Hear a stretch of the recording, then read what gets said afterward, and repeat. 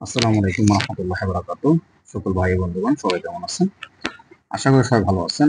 আজকে যে বিষয়টা নিয়ে কথা বলতে আসছি সেটা হচ্ছে যে বাংলাদেশের কোটা আন্দোলন নিয়ে কিছু কথা।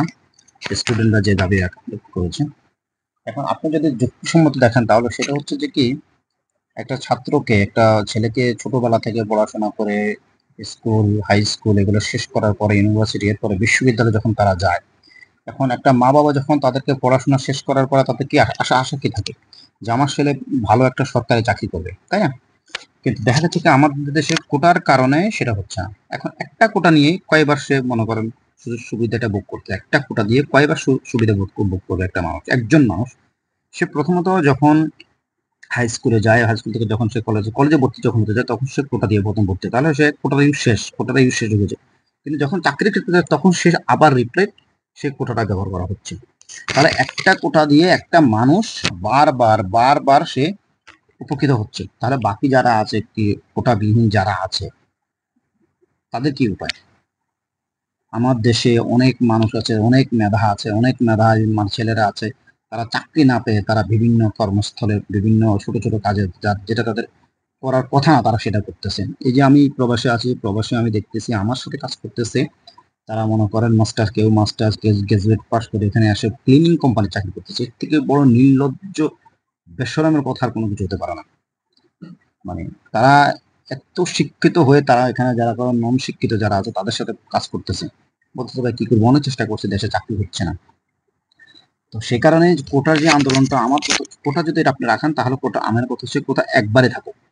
যদি কেউ কলেজে ভর্তি হওয়ার সময় কোটা ইউজ করে তাহলে চাকরি কত সময় সে আর কোটা ইউজ করতে পারবে না। আর যদি কোটা সে যদি তার মেধা শক্তি দিয়ে সে যদি পড়াশোনা করে সে যদি কলেজে, ভার্সিটিতে, বিশ্ববিদ্যালয়ে সে যদি চান্স পায়, তাহলে সে তার চাকরির জন্য সে কোটা ব্যবহার করবে, কোনো সমস্যা নেই। কিন্তু আপনি দেশের সাধারণ জনগণের কথা আপনাকে চিন্তা করতে হবে, দেশের সাধারণ জনগণের কথা চিন্তা করতে হবে আপনাকে। একজন একজন রিক্সা চালক মনে করেন তার ছেলেকে সে পড়াশোনা করাচ্ছে, অনেক আশা অনেক স্বপ্ন নিয়ে সে পড়াশোনা করাচ্ছে। এখন একটা ছেলে যদি বিসিএস ক্যাডার হয়ে বিশ্ববিদ্যালয়ের পড়াশোনা শেষ করে সে যদি মনে করেন আপনার বাবার মতো কাজ করে, তখন সেই বাবার স্বপ্নটা কোথায় যাবে? এটা আমার প্রশ্ন।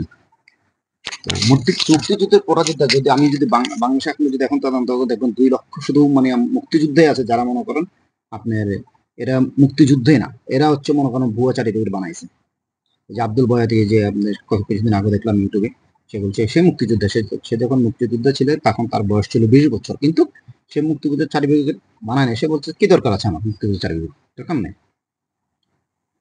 তো আমি সবার কাছে, আমি সরকারের কাছে একটা জিনিস অনুরোধ করবো, সেটা হচ্ছে যে কি, আপনার এই যে কোটা আন্দোলন, এই যে ছাত্রদের প্রতি এভাবে নিঃশস্যভাবে মনে করেন ছাত্রদেরকে এভাবে মারতেছে, এদের মায়ের বুক খালি করতেছে, এগুলোর কোনো মানে হয় না। এগুলোর প্রত্যেকটি জবাব সবাইকে দিতে হবে। আমি যদি কারোর সাথে জুলুম করে থাকি তাহলে সেই জুলুমের জবাব আমি আল্লাহ তাআলার কাছে আমি দিতে হবে। আর আমি মনে করি যদি কোনো মানুষের আল্লাহ তাআলার প্রতি ঈমান থাকে, বিশ্বাস থাকে, রাসূলের প্রতি বিশ্বাস থাকে, দ্বীনের প্রতি তাদের একটু মানে মানে সামান্য পরিমাণে যদি তাদের দ্বীনের প্রতি যদি তার ইয়াকিন থাকে, তারা কখনো কোনো মানুষের প্রতি জুলুম করবে না। মানুষকে মারা তো বহুত দূরের কথা, মানুষের সাথে তো একটু জুলুম করবে না। কারণ জুলুমের শিকার যে জুলুম করছে, আর যে জুলুম মনে করেন যে দূর থেকে দাঁড়িয়ে জুলুমের দেখছে কিন্তু প্রতিবাদ করেনি, সেও সমান অধিকারী। আর যারা আমি মনে করতেছি বর্তমানে যারা মনে করে যে মানুষ মারতেছে, মানুষকে মেরে ফেলতেছে, মানুষকে হুমকি ধুমকি কোনো মানুষকে একদম মানে আপনি বাগদত্ত করে রেখেছে মানুষকে, প্রত্যেকটি জবাব দিতে হবে।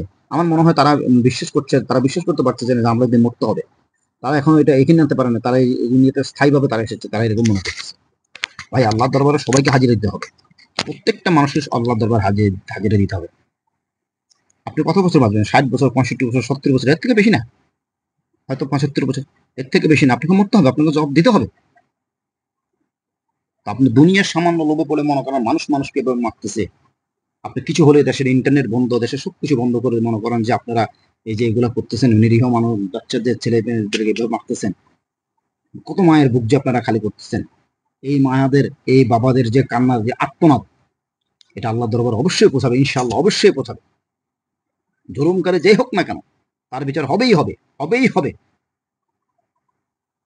আল্লাহ তাআলা আমাদের সবাইকে বোঝার তৌফিক দান করুন। আমিন।